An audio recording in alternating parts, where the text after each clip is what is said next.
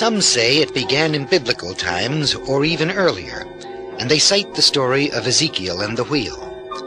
Some say it dates from the famous sighting by Kenneth Arnold in 1947, and some say the precise starting point hardly matters, that unidentified flying objects, or UFOs, have been with us throughout historical times, and that they will be with us for a long time to come.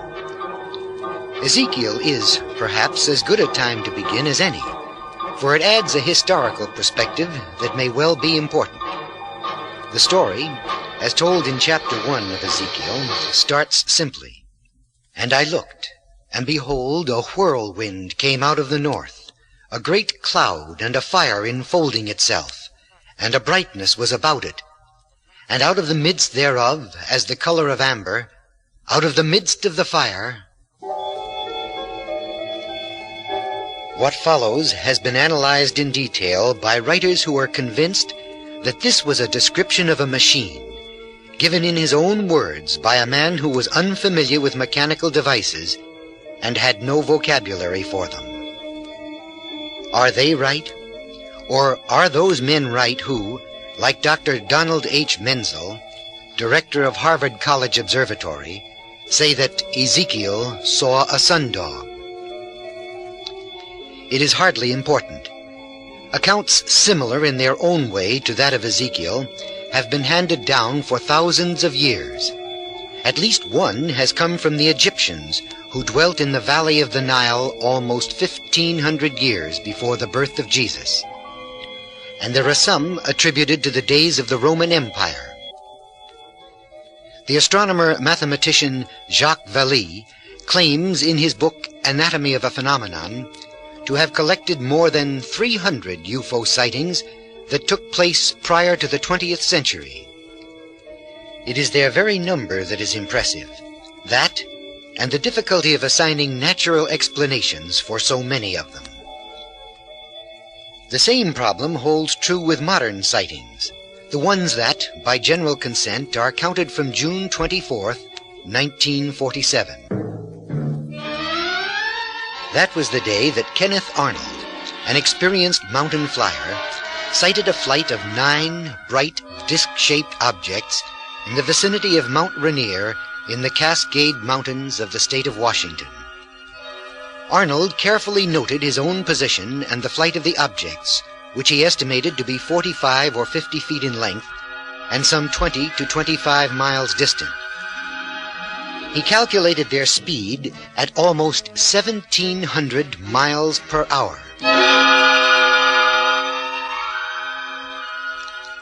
Arnold's sighting, judgment, and arithmetic have been argued ever since. But Edward J. Ruppelt, who once headed the United States Air Force investigations into UFO reports, concludes simply that the objects Arnold saw were unknown. The Air Force Investigating Agency has been designated by several code names, but during most of its existence it has been known as Project Blue Book. It has collected more than 11,000 reports of UFO sightings in the United States, and it has frequently been accused of doing everything in its power to explain away each report, to attribute it to some natural and known event, no matter how far-fetched the attribution might be. In spite of that, Blue Book carries in its files some 700 sightings of objects it designates as unidentified, although in each of these cases sufficient information was supposedly given to make an identification possible. Unofficial UFO reports, submitted to a private committee with headquarters in Washington, D.C., have on occasion run 2 and 3 times the number turned into the Air Force. And while the Air Force counts about 6% as unidentified, the National Investigations Committee on Aerial Phenomena estimates that 20% of the reports it receives represent genuine mysteries. The descriptions range from the relatively conservative account given by Arnold, which might be summarized simply in the phrase unidentified flying objects, to accounts of craft that have taken a variety of forms, have actually landed, and have been occupied by strange humanoid beings. nor are the latter reports always made by wild-eyed observers. While pure hoaxes and practical jokes are often suspect, it is difficult indeed to account for such a series of sightings as that which began in Northern California back in 1896. San Francisco newspapers on November 22nd of that year were full of the story. They greeted it with a light pen, and pranksters aplenty enjoyed their hour or two upon stage. But on November 22nd, the San Francisco Examiner was forced to admit that credible witnesses had seen a lighted object in the skies over many parts of the state for the past several days, an object for which there was no satisfactory explanation. It was described as a cigar-shaped airship with what we would call propellers at either end and a long carriage beneath. No one, at that time, had built a navigable airship. As was to be the case with later UFO reports, some astronomers of the time insisted that people were merely seeing Mars or Venus, their light diffused by involvement with clouds. As was to be the case later, at least one man came forward to claim he had been taken aboard for a ride, in this instance a 24-hour, 4,400-mile round trip to Hawaii. As was to be the case later, some of the doubters were dumbfounded.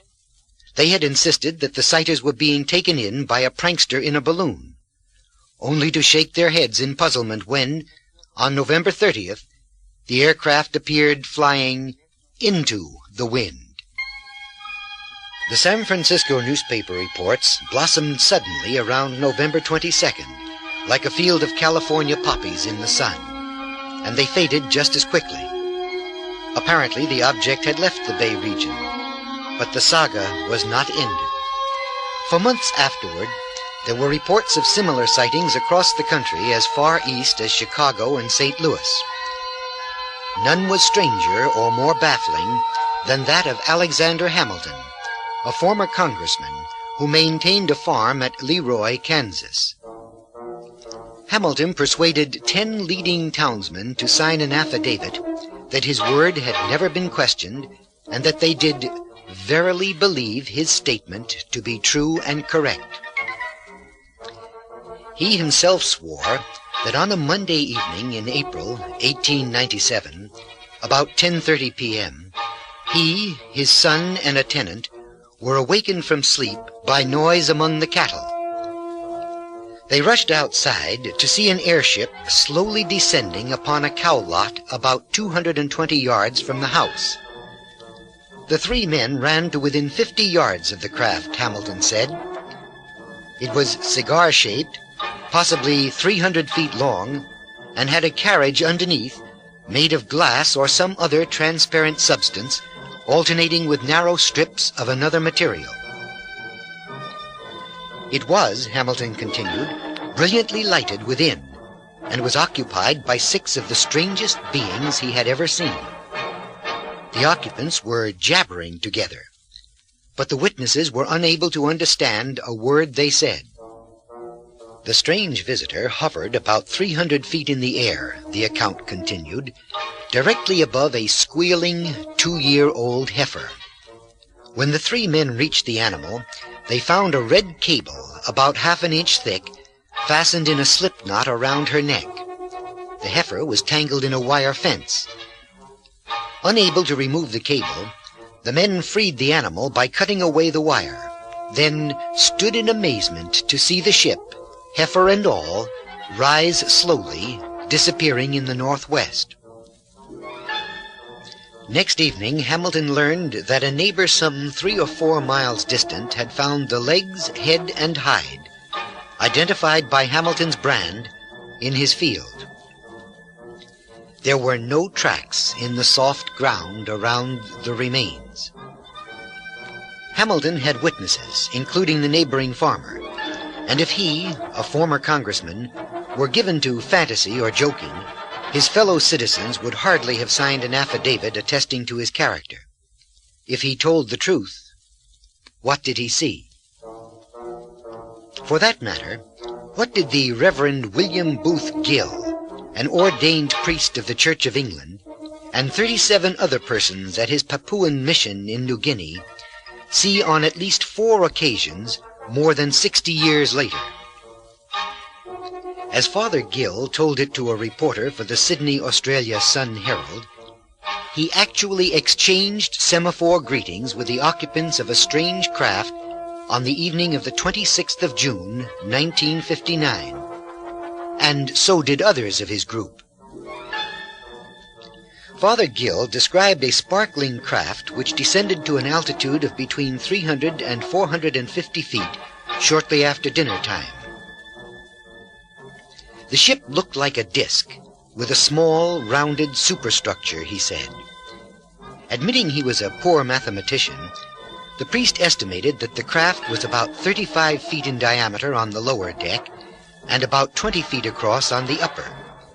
He added that it was yellowish when stationary and blue-green when in motion. But the most important and exciting thing, he said, was that there were human beings aboard. 4 in all. The figures looked as though they were doing something on the top deck, he related. One figure seemed to be standing, looking down at us. I stretched my hand above my head and waved. To our surprise, the figure did the same. Others in the group of onlookers also waved and received responses. One of the mission teachers waved and flashed a torchlight at the crew, and the craft swung like a pendulum, presumably in recognition, Father Gill said. But it did not land, and beyond the casual exchange of gestures there was no communication. Again, the narrator of impeccable character. Again, the additional witnesses. Again, the question. If Father Gill told the truth, what did he see?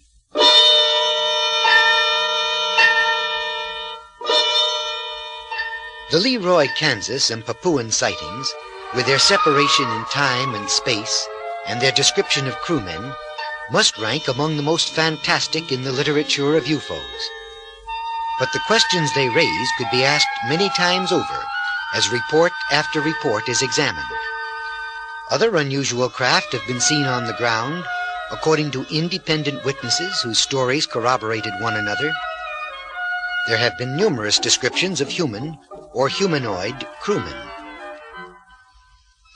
Most people find it easier to believe witnesses who say simply that they have seen strange objects flying at speeds far beyond those that man-made craft can achieve in the atmosphere, or who insist they have watched them perform maneuvers that would crush a human body.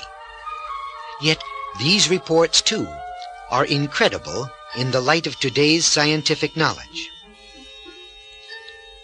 Whatever the source, UFO reports frequently evoke stubborn disbelief or hostility on the part of those who hear them.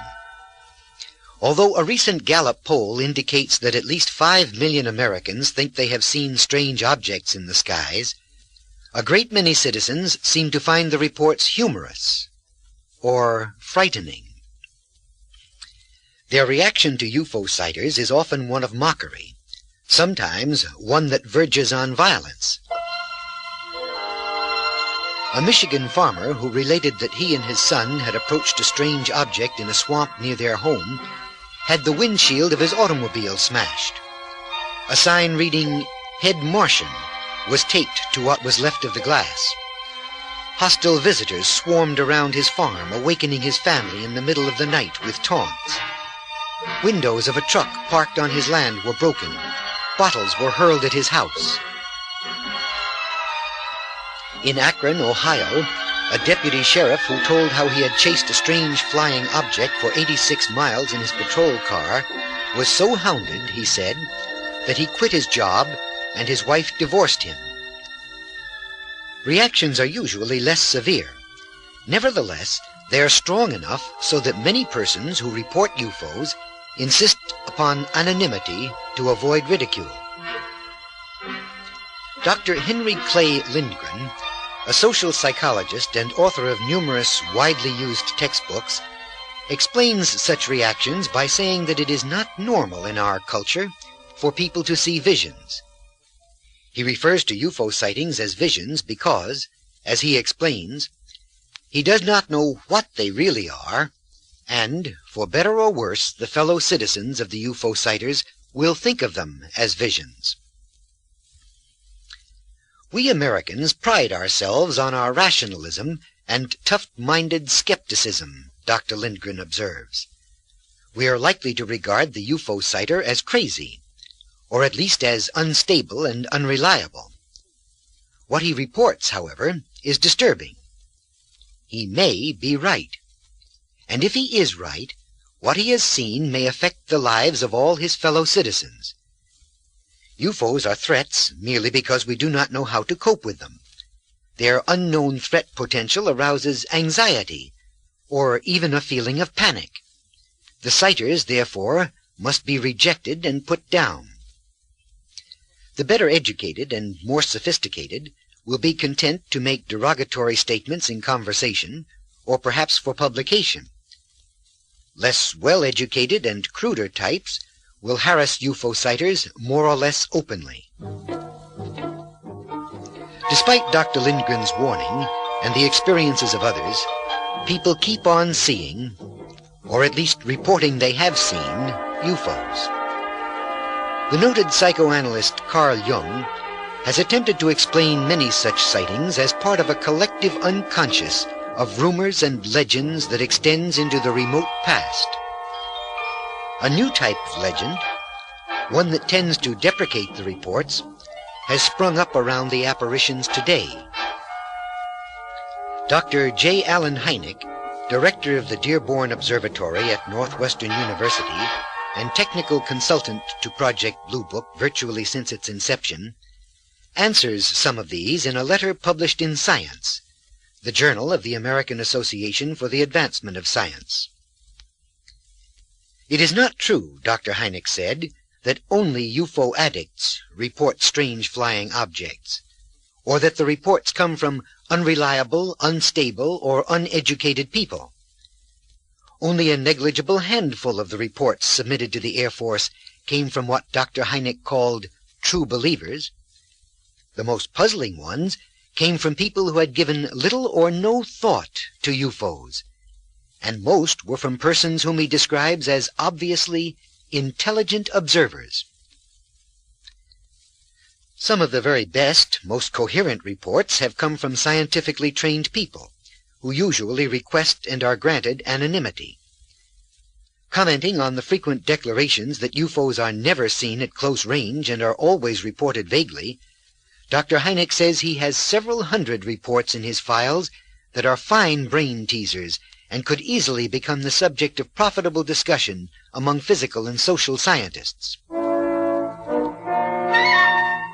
Edward Ruppelt, the former Project Blue Book chief, also denies that UFO reports, which characteristically come in waves, are self-generating. He says that while there is some correlation between publicity and the number of sightings, it is not an established fact that reports come in only when the press is playing up UFOs. Other commentators deny the oft-heard claim that professional astronomers who constantly watch the skies never report UFOs.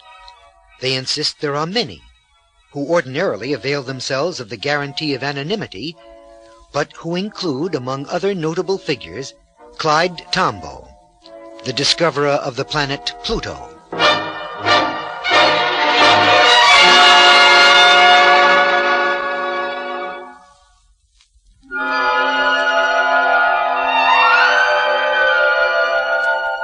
We have seen that unidentified flying objects have been reported in the skies for centuries, and we have seen something of the fantastic shapes and behavior attributed to them. We have considered the psychological reasons for some of the reactions to UFO sighters, and how the popular idea that reports come only from true believers has been refuted. It is true, of course, that the great bulk of UFO reports received by Blue Book staff members are misinterpretations of some conventional object, such as a bright planet, sun halos and sun dogs, balloons, known aircraft, and space satellites. But the hard residue of unexplained sightings demands an organized scientific research effort.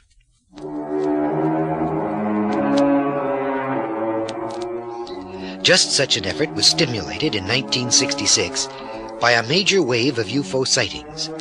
It was second only to an earlier wave in 1952. Not only did the 1966 reports approach a record in sheer numbers, but many individual sightings were made by groups of witnesses, and the descriptions were as vivid as they were hard to believe. The year's major incident was a series of reports emanating from Dexter, Michigan, and a relatively nearby college campus.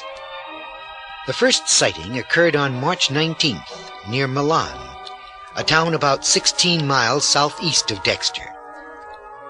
County police received calls that a UFO had flown over and lighted up the entire city. Officers responding to the alarm said they saw 3 strange flying objects, watched them for 5 hours during the early morning, and obtained photographs. The pictures were later debunked by Dr. Hynek as time exposures of the crescent moon and the planet Venus, an explanation which satisfied none of the witnesses involved. The next night, in a swamp near Dexter, a strange object was described by no less than 12 police officers and at least 35 other persons. At one point, it was said to have hovered above a swamp behind the farm home of Frank Manor. He and his son Ronald, 19, said they ran to within 500 yards of a glowing object which they described as about the size of an automobile, the shape of a football, and textured like coral rock. It was Manor whose auto windshield was later smashed and defaced with the label "Head Martian." On the third night, an apparition was seen by between 60 and 90 co-eds who watched from dormitory windows at Hillsdale College, 45 miles southwest of Dexter. The display was described as one primarily of pulsing, moving lights in a variety of colors that hovered for hours above a swamp. Dr. Hynek, who made a field investigation of the Michigan sightings, ascribed both the pyrotechnics on the Manor farm and those seen by the college girls to swamp gas released by an early winter thaw. But William Van Horn, longtime civil defense director for the area, who saw the college display, disagreed strongly. That was in March. In April, Congressman L. Mendel Rivers, chairman of the House Armed Services Committee, commented of the sightings, "We can't just write them off. There are too many responsible people who are concerned." The reports kept coming in. It was in April that Deputy Sheriff Dale Spohr of Portage County, Ohio, reported chasing an object that looked like 2 table saucers glued together. The description was that of a fellow officer. The chase led from a point near Ravenna, Ohio, to Conway, Pennsylvania, which is near Pittsburgh. Spohr said the object appeared definitely to be under intelligent control, that it actually maneuvered, even to the point of waiting for him when he and the other officer were delayed in what he called a mess of bridges. The object finally disappeared near Conway, going straight up, he said. Press dispatches said hundreds of persons in both Ohio and Pennsylvania reported seeing a brilliant and shiny object in the sky. But Spohr, who talked readily about his experience, in contrast to other officers who were more close-mouthed, suffered by it. He was the deputy sheriff who lost his job and his wife, and who 6 months later said he had also lost 40 pounds. His entire life came crashing down around his shoulders in a flood of reporters, television cameramen, government officials, Air Force investigators, and weird mail, he said. Still, the reports flowed in, and in October, the first truly scientific study of the phenomenon was announced. It was financed by a $300,000 research contract from the Air Force. Dr. Edward U. Condon, a distinguished physicist who formerly headed the National Bureau of Standards, was chosen to direct the project, which was undertaken at the University of Colorado at Boulder. All of the past reports from Project Blue Book were made available to the researchers.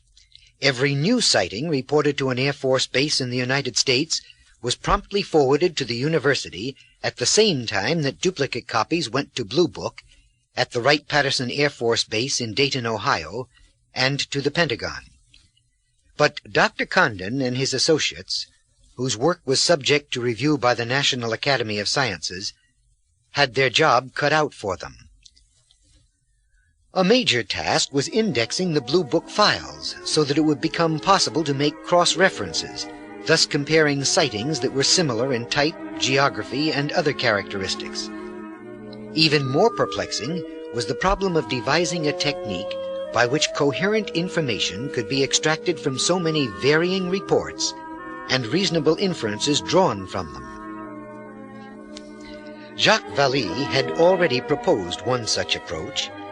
It consisted of classifying UFO sightings according to types: those that landed or hovered near the ground at not more than treetop height, those that were described as cylindrical and associated with diffuse clouds, those that were seen in the skies pursuing unusual flight paths, those of unusual shape that remained stationary in the sky, and those that were diffuse in outline and did not, for one reason or another, appear solid or material in substance. There would be numerous subclassifications. The astronomer-mathematician who devised the scheme suggested that such a system would make it possible to code the sightings, feed the data into computers, and perhaps come up with some basic conclusions.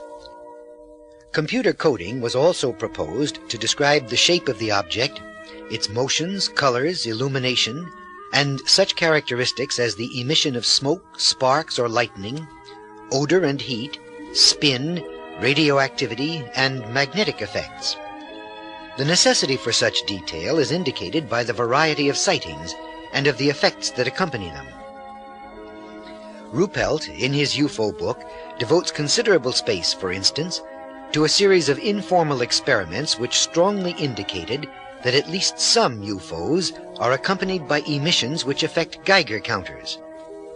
There are many reports by witnesses who say that their automobiles or motorcycles came to a sudden halt in the presence of strange hovering objects, apparently because the ignition system was affected. In one striking case, however, a diesel tractor was not halted, while a gasoline-driven machine in the same field suddenly stopped. The diesel engine fires its fuel by the heat of compression rather than by electric spark. Radio sets also have gone silent in the presence of UFO-like objects.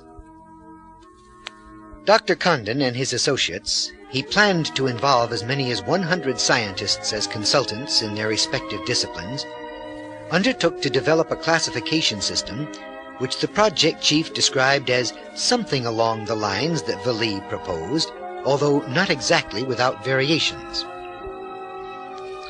Because of budgetary limitations, $300,000 is not an overwhelming grant as modern research efforts go. The Condon Group could not undertake field work on sightings outside the United States. Although foreign governments have shown less official curiosity about UFOs than the United States, these sightings have occurred in large numbers, have been extensively reported in the press of each nation, and are important. It would be extremely difficult, for instance, to judge the validity of waves of UFO reports in the United States unless they could be compared with those in other nations. The 1952 American wave, which included the largest number of reports yet received in a single year, was paralleled by a similar crescendo of sightings in France and other countries. Although field investigation abroad was financially impossible, the Condon Group did not ignore the foreign sightings. They asked for and received from Jacques Vallée some 3,000 IBM cards that contained coded reports of UFO sightings, almost half of them from beyond the continental United States. Thus, the University of Colorado researchers were equipped beyond the limits of their grant when they undertook their labors. They also consulted with Dr. Hynek, who had written in his letter to Science, "I cannot dismiss the UFO phenomenon with a shrug. The hard data cases contain frequent allusions to recurrent kinematic, geometric, and luminescent characteristics. I have begun to feel that there is a tendency in the 20th century science to forget that there will be a 21st century science, and indeed a 30th century science, from which vantage points our knowledge of the universe may appear quite different. We suffer, perhaps, from temporal provincialism, a form of arrogance that has always irritated posterity." To that, many of his colleagues would say, "Amen." But the UFO phenomenon is complex, and an explanation difficult. It may be, as a few serious observers have suggested, that people have been seeing spacecraft that come from other worlds. It may be that UFOs are a social and psychological phenomenon, at least in large part. It may be that there are natural forces at work in the atmosphere and on the surface of our planet with which we are not at all familiar. Speculation can be, indeed has been, almost endless, because one question leads inevitably to another. As an example, perhaps the most popular of all is the suggestion that UFOs are actually spacecraft from another world, a world which has had the Earth under scrutiny for thousands of years, patiently watching the development of civilization here. If so, where is that other world? Modern astronomy offers no reason to expect advanced life forms on other planets in our own solar system. Venus, if we're to trust the findings of the Mariner 2 space probe, is an unbearably hot world, probably a global desert. Mars may possibly be the home of a relatively simple form of vegetation, but it's difficult to make a reasonable argument for anything more highly developed. And the other planets of our own system are even less promising. Mercury is far too hot and has only a barely detectable atmosphere. Jupiter, Saturn, Uranus, Neptune, Pluto, all too cold and inhospitable. They lie outside the sun's life support zone.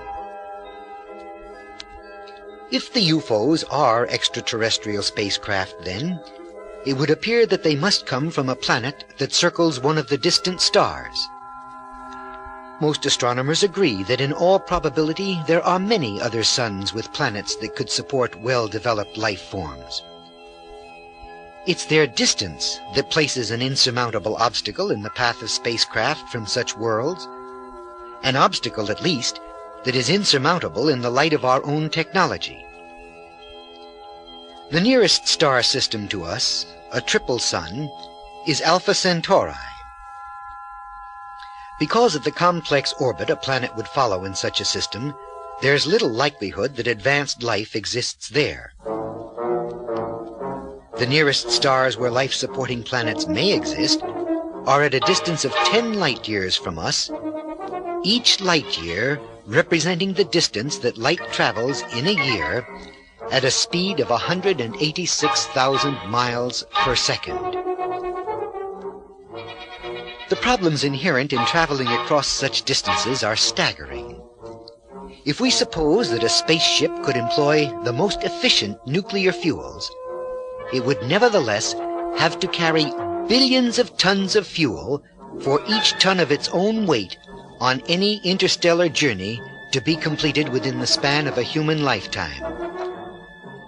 If we adopt the more economical and fuel-saving plan of coasting, the method the Mariner probes used to reach Mars and Venus, then we must reckon on a journey that lasts for many hundreds of years. It will be a long time, if ever, before man can contemplate seriously such a venture into interstellar space. Yet, if we're to accept the idea that UFOs have come from beyond the solar system, we must acknowledge a civilization so far beyond ours that it can mount not a single such expedition, but an almost casual parade of a variety of vehicles that have been making the excursion for perhaps thousands of years.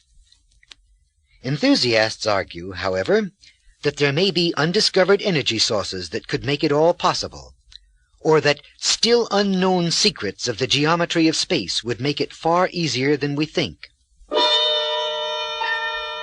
The ramifications continue. If UFOs are visiting spacecraft, why haven't they attempted to communicate with us? Why haven't they tried to rescue us from our own follies? Could it be that a race so far advanced finds Earth's environment one in which it cannot survive, and this a problem it cannot overcome? Or do they merely study us with the same detachment, the same mental and spiritual separation from their subject that the entomologist feels for a colony of ants? No speculation seems too fantastic for the dyed-in-the-wool UFO believer. Thus, one hears the suggestion that the visitors may be not from another world, but from our own Earth of the distant future, that they are time travelers. This might resolve the question of lack of contact.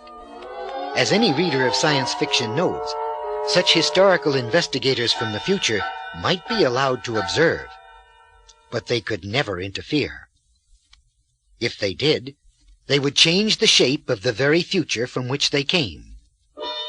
Travel through time, of course, has been a favorite subject for literary dreaming since the days of H.G. Wells and his time machine.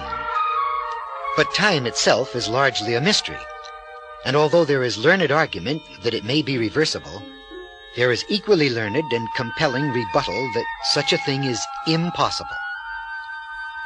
Explanations of UFOs as natural, physical, or psychological phenomena plunge into equally unplumbed depths, and so every speculation about their origin ends as it began, without an answer, and with some who will support almost any idea that is offered. Certain things are true, however. If the objects that witnesses have reported are actually maneuverable air or spacecraft, they would seem to represent something that is foreign to every nation on Earth. If they are natural phenomena, they are strangers to our sciences. If they are in the minds of the beholders, they represent depths of the human spirit that have so far been largely unexplored. Whatever they are, they may well have been with us since biblical times. They have had their counterparts in the intervening years, and they have returned in unprecedented numbers, which may represent no more than the improvement in communications during the past 20 years. And they are worthy of serious attention. For when we have finally learned the truth about the myriad UFO sightings, we may well have learned important new truths about ourselves, our world, or even, despite all the arguments against it, about worlds that lie among the stars.